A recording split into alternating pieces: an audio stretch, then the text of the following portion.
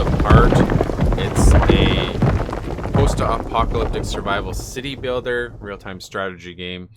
Basically, we're coming out of being underground for over 100 years and now trying to rebuild society, which is a challenge in itself. So it's in early access on Steam, so it's not necessarily indicative of the final product, but let's give it a go here. Let's play the tutorial just because it'll give you an idea of what to expect in the game and how the game plays out. So just wait for it to load here.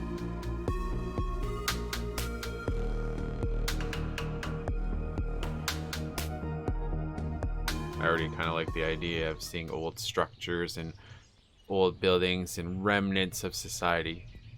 So a new beginning. This looks like a good place to settle. You know what we learned in the Endzone basic needs come first and foremost. We have to build up a water and food supply, and then let's build ourselves a home. So let's give this a go here.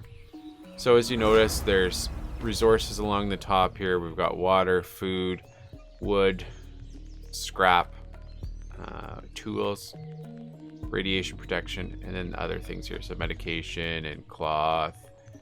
Just basically more.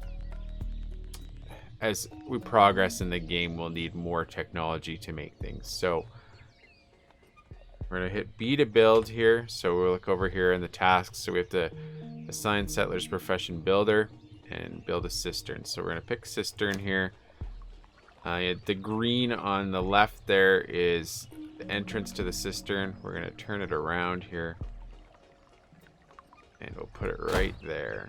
So the one thing with this game that I didn't catch on right away is you have to assign people jobs. So we have 10 settlers here. So if you hit P for, I think it's P. Let me see here.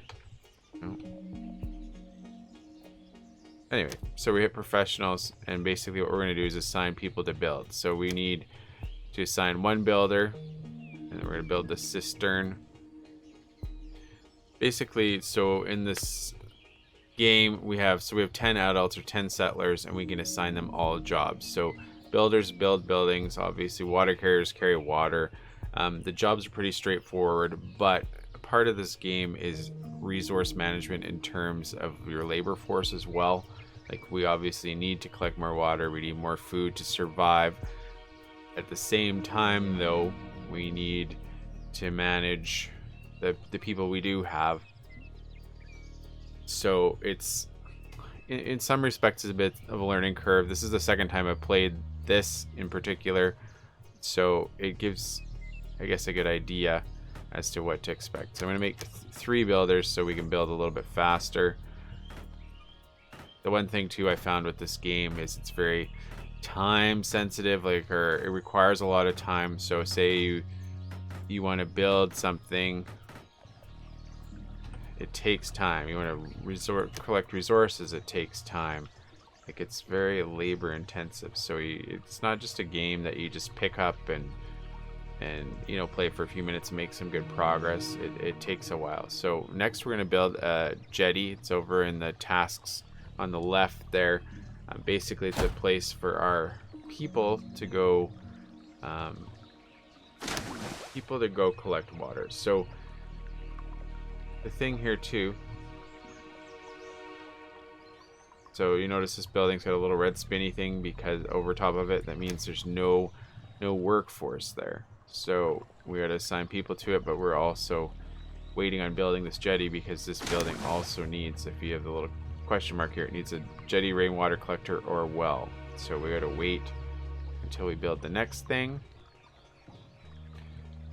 And what we're going to do though in the meantime, we're supposed to assign 3 settlers to the job of water carriers, so we're going to assign them right now. And I'm also going to skip ahead on this tutorial, not to where it says here, but we're going to build some housing so we can have room for some more people. And that's going to become important here, because basically we need as many people available to do as many jobs as possible, right? Because in the end we're trying to build a settlement. So So the jetty's built. And if you notice over here, so the cistern, we have 3 people working, carrying water, and it's getting water from the lakes because that's the water source. So it's a jetty. You can also use a rainwater collector, which collects water if it rains, or you can build a well as well. But at this stage of the game, since we're pretty primitive, we just do the basics. So we're just collecting right out of the lake, and we're bringing it to the cistern. I'm going to say we're probably not really cleaning anything in terms of water. So, and again, we're sitting here waiting for things to be built. If you notice, this house is getting built. But what happens to the one thing that's a little different compared to other building games or simulation games is that the people actually carry the material. So you can see this guy right here in the middle of the screen walking with the bundle of materials. He's bringing it with him to build the building. So it's not that they just magically carry all of their materials with them. They actually physically have to go get them to build whatever building you're looking at building, and then walk there and do it. So, which requires a little bit of more time. And I'm gonna build dirt roads here, just because.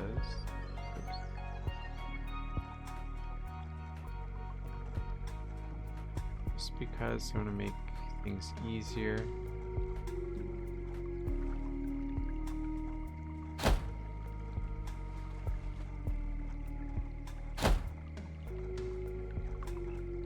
Kind of the neat thing is it reminds me a lot of, we'll say, games like SimCity or those kind of things. They're not, it's certainly not the same kind of thing because we're trying to build in a post-apocalyptic world here, but there's some, it's smart. You got to learn to organize your structures, and different structures, like we'll use this. You see the radius around there, that's the radius from which people can collect water. So you got to be mindful where you put buildings.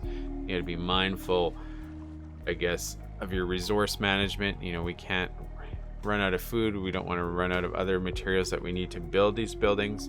And also you're limited. Like, say for example, you say, hey, I would like to build a rainwater collector. Well, at this point in the game, we don't have any plastic, so we can't exactly do anything about that.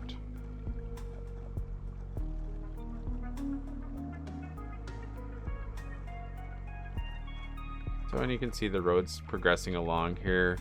We finally collected our water, so there we go. The water supply was complete as planned. So far everything's up and running, and we already siphoned a little water, so we got 300 water. That's good. All right, so now we're going to build a cultivated field, which is under the food. So the cultivated field here, it provides food from farming and crops. So the field can be created without a construction cost. It needs time to grow the crops.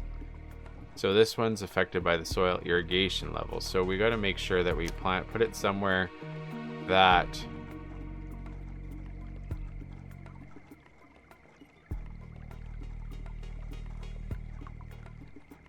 is well irrigated. So if you look at how this turns green, that means it's well irrigated. Red means less.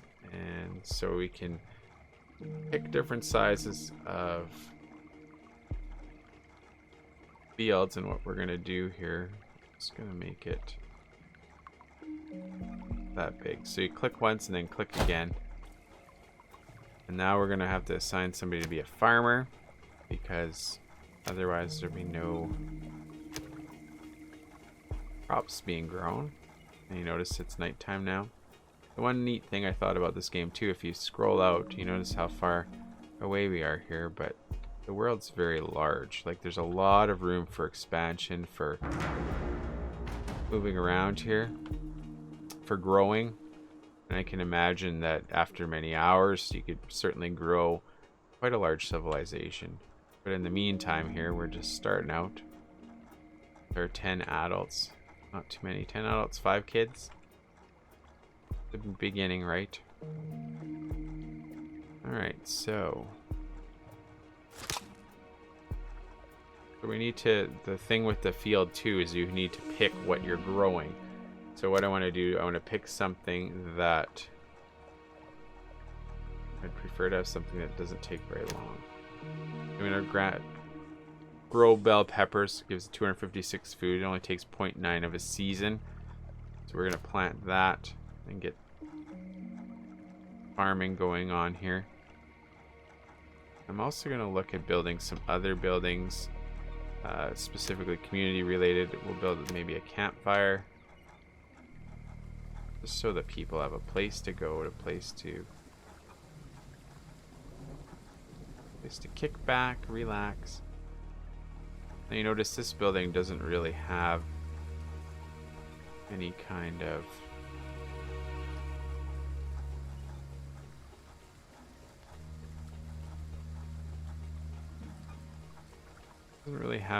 radius, but it helps improve morale, and we want our people to be happy, so we're going to build it. It doesn't require any staff. Oh, it does require staff. Interesting.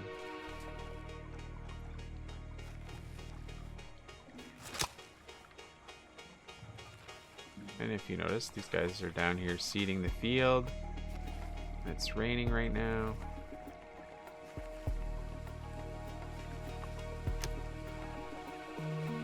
Alright, so we built one category in the food. We're gonna build more roads here, maybe around the campfire.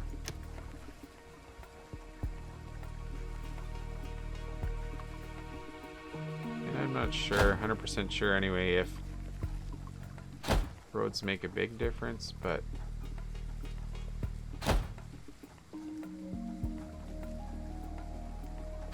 it just helps to maybe align the buildings a little better. So we need to build another food-based building. I'm gonna say either we can go with, oh, our food supply is getting low.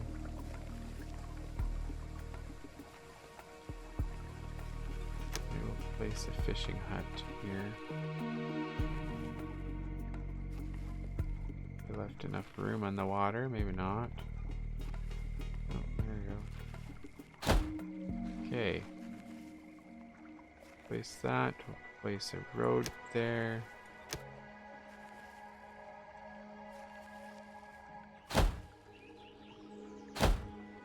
Start fishing because we're running out of food. If you notice, our food's down to 203. That's not good. Assign the last two people there to fish. And hopefully we'll get our food situation under control here before we starve everybody out. A little bit of a mistake, but anyway, so we're continuing to build here, planting the field. They've planted 59% so far. That's 16 out of 217 out of 256 food. So a lot of this game here is micromanaging your resources. Yeah, some of it isn't really set and forget. Like, I mean, the farming, you have to pick the crop. And there are other things here too where you have a choice of, I guess, building one thing or another, or pursuing one thing or another while you're trying to build your settlement.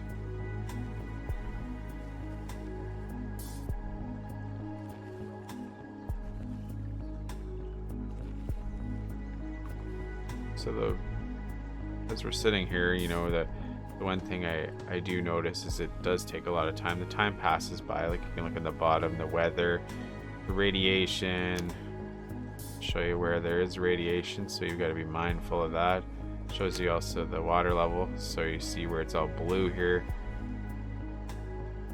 Blue is good, and then green is not as good, and red is dry. So depending on crops,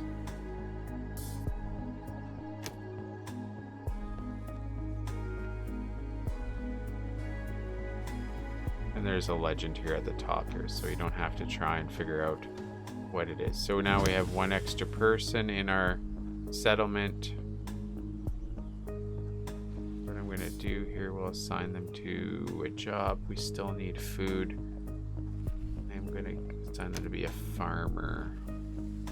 So food's kind of the big issue here at the moment. We're down to 195.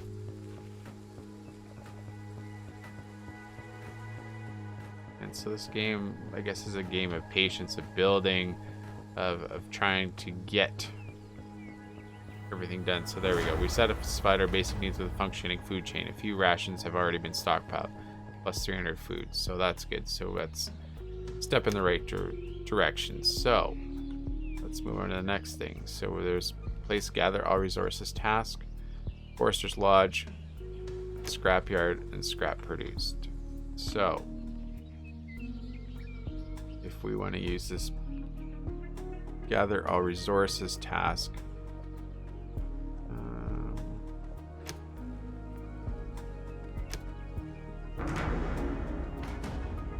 and we're low on food again. Interesting.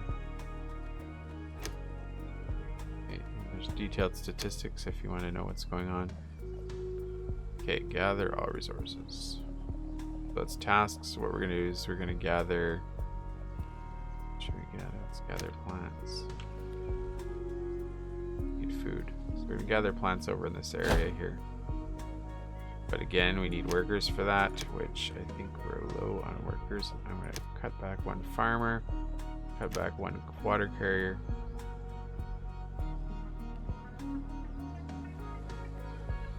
Oh, there we go.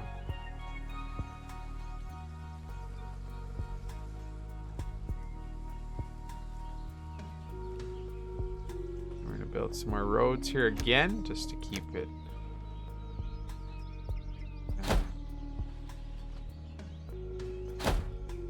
grid-based system there to keep everybody happy.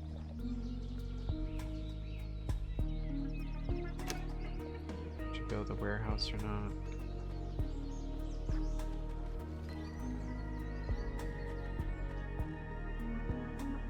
Right, yeah, we'll build the warehouse there.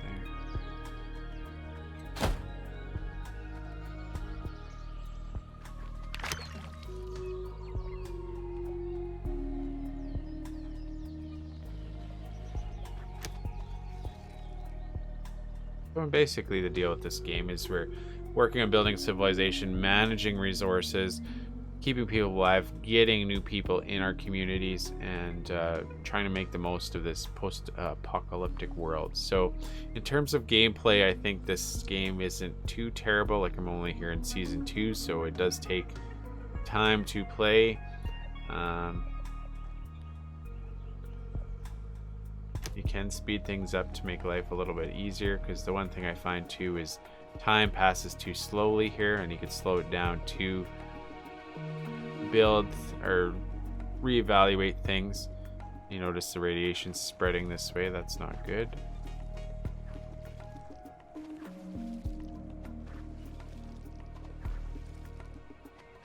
Anyway, so in a nutshell, this is a game. If you have a lot of time to play, it's not too bad. It's very time intensive. Like, you would have to sit here and play and play and play and play to make any kind of meaningful progress.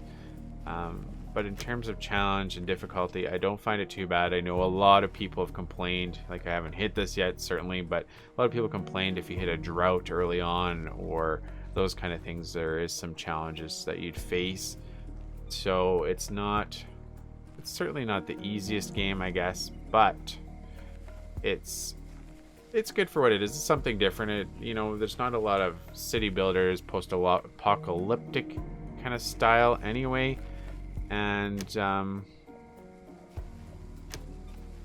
it might be a good game for you. And it is early access, so there's some pros and cons to that, right? But it also means that they're working on it, so will be some progress on the game. So at this point, if you're into these kind of games, it might be worth it. I find that it does keep my attention, and I'm one of those people that likes to, I guess, build these kind of things and see how big of a place I can get and accomplish whatever I can. So anyway, I'll leave a link in the description below as to where you can get the game. It's on Steam. It's early access. It's on sale right now at the time of this video, but that might change. And anyway, if you want to share your experiences with the game below in the comment section, I'd appreciate that. you know, for some of you too that maybe have played it a little more, it'd be kind of nice to hear some insights. So thank you for watching today. We will catch you in the next video.